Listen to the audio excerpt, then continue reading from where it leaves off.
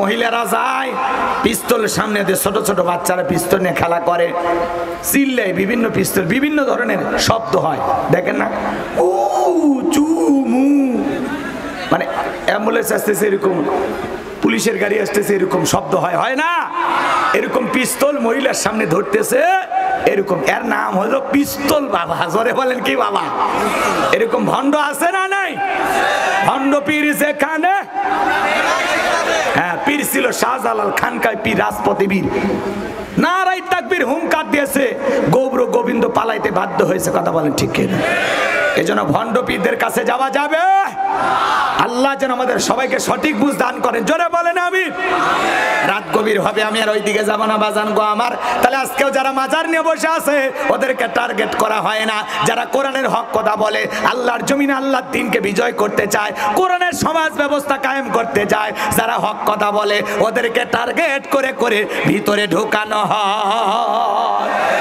ভালো করে বুঝবেন বাজান গো আমার। সামনের দিকে যাই যে কথা বলতে চাচ্ছিলাম, এইবার ফিরাউন ডেকে বলে হামান এদিকে আয়। হামান রে, দবিরা কি বলতেছে, আগামী 3 মাসের মধ্যে মুসা নামের একটা ছেলে জন্মগ্রহণ করবে, ওর কারণে রাজত্ব পাওয়ার ক্ষমতা থাকবে না, এটা তো মেনে নেওয়া যায় না। এইবার বল কি করা যায়? হামান ডেকে বলে নেতা, টেনশন নেবার কোনো কারণ নাই, মাইট ইজ রাইট, জরজার মূল্য তার, পাওয়ার রাজত্ব ক্ষমতা আমাদের হাতে, আমরা যা বলবো মিশরের জনগণ তাই মানতে বাধ্য, তাই নাকি? বলে হ্যাঁ, কি করতে চাস? হামান ডেকে বলে নেতা, যত ছেলে সন্তান জন্মগ্রহণ করবে সবাইকে জবাই করে করে দুনিয়ার বুক থেকে বিদায় করে দেহ, তাহলে আপনার শত্রু মুসার জন্ম হবে না।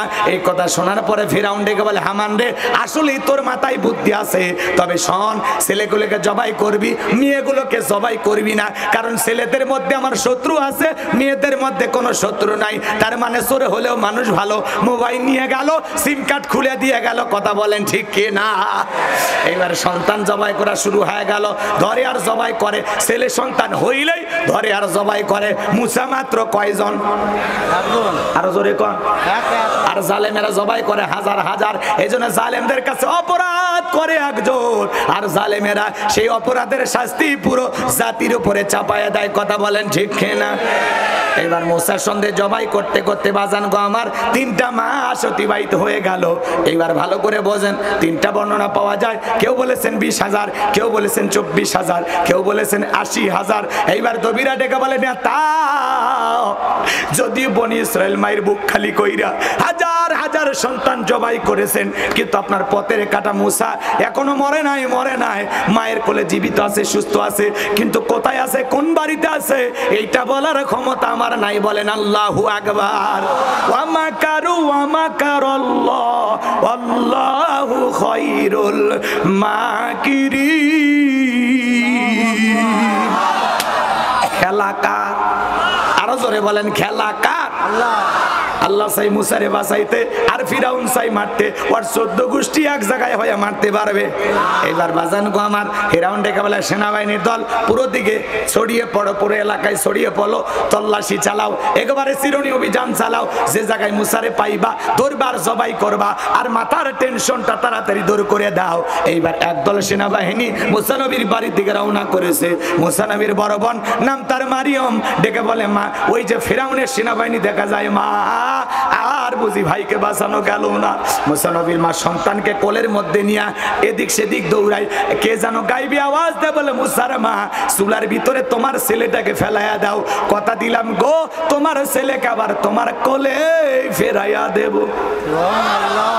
মুসা নবীর মা তাই করলেন, চুলার ভিতরে সন্তানটাকে ফেলে দিলেন। এইবার ফেরাউনের সেনাবাহিনী পুরো বাড়ি তল্লাশি চালাইয়া তন্ন তন্ন করে খুঁজলেন, উল্টা পাল্টা চতুর্দিকে খোঁজা খুঁজি করে গেল, একেবারে বাড়িটা তছনছ করে সবকিছু ফেলাইয়া দিয়া খুঁজতে খুঁজতে খুঁজতে ও সন্তানটাকে খুঁজে পেল না। ওরা যখন চলে গেল, মুসা নবীর মা চুলার ভিতরে তাকায় দেখে মুসা নবী চুলার ভিতরে পড়ে মুস্কি মুস্কি হাসে। সন্তানটাকে কোলের মধ্যে তুলেন, গালে মুখে চুমা খায়। আবারও কে জানো এলহামের মাধ্যমে আওয়াজ দেয়, বলে মুসার মা কতদিন জালেমদের ভয়ে সন্তানটাকে লুকিয়ে রাখবা, সিন্ধুক একটা বানায়া দরিয়ার বুকে ভাসায়া দাও, কথা দিলাম গো আবারও তোমার সন্তানটাকে তোমার কোলে ফেরাইয়া দেব। মুসা নবীর মা টেনশনে পড়ে গেল, সিন্ধুক পাবে কোথায়? সকালবেলা কে যেন ডেকে বলে মিস্ত্রি লাগবে মা, আমি একজন মিস্ত্রি। মুসা নবীর মা ডেকে বলে এদিকে আসো, মিস্ত্রি তুমি কি বানাইতে পারো? মিস্ত্রি বলে মা আপনি যদি মনে করেন এমন একটা সিন্ধুক আপনার দরকার যে সিন্ধুকের ভেতরে সন্তানটাকে তুলে দরিয়ার বুকে ভাসায়া দেবেন, আপনি চাইলে আমি এরকম সিন্ধুক বানাই দিতে পারি, তাই নাকি? বলে হ্যাঁ। এইবার বাজান গো আমার মিস্ত্রিকে ডেকে বলে বাবা এরকম একটা সিন্ধুক আমার দরকার, তুমি তো আমার মনের কথা বলেছো। মিস্ত্রি বলে মা যন্ত্রপাতি আছে, ধার দেবার জন্য পানি লাগতে পারে, আবার না হলে চলবে, একটু ভিতর থেকে পানি নিয়ে আসেন। মুসা নবীর মা ভিতর থেকে পানি নিয়ে এসে দেখে মিস্ত্রি সুন্দর একটা সিন্ধুক বানায়া দাঁড়িয়ে আছে। সিন্ধুকটা হাতের মধ্যে দিলেন, দিয়া মিস্ত্রি শুধু যায়, পিছন থেকে আওয়াজ দেয় বলে মিস্ত্রি লোহার পয়সা কিনিবা না, কাঠের পয়সা কিনিবা না, তোমার পারিশ্রমিকের দামটা কিনিবা না। মিস্ত্রি বলে মা যারা বিপদে পড়ে আমি তাদের উপকার করি, বিনিময়ে টাকা পয়সা গ্রহণ করি না।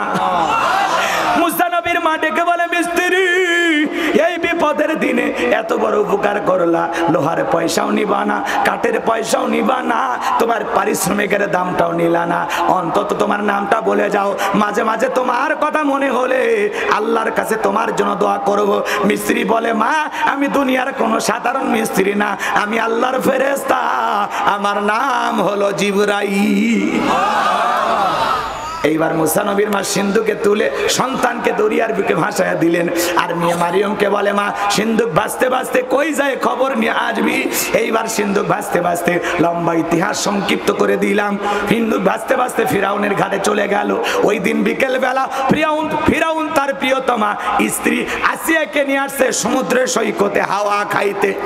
ফিরাউন মাঝে মাঝে কাফের হওয়ার পরেও বউকে নিয়ে বিনোদন করত, বোঝেন না? মানে কথা কয় না কেন?